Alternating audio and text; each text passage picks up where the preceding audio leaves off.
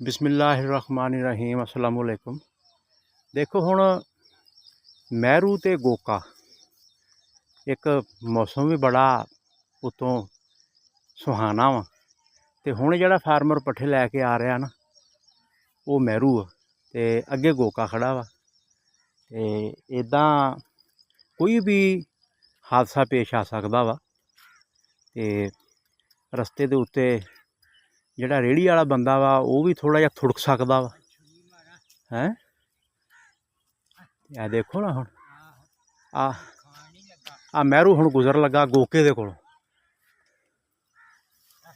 आ लै लो जी माशाअल्लाह निकल आए निकल आए निकल आए निकल आए। हो गया मुकम्मल काम, पट्ठे हो गए मुकम्मल।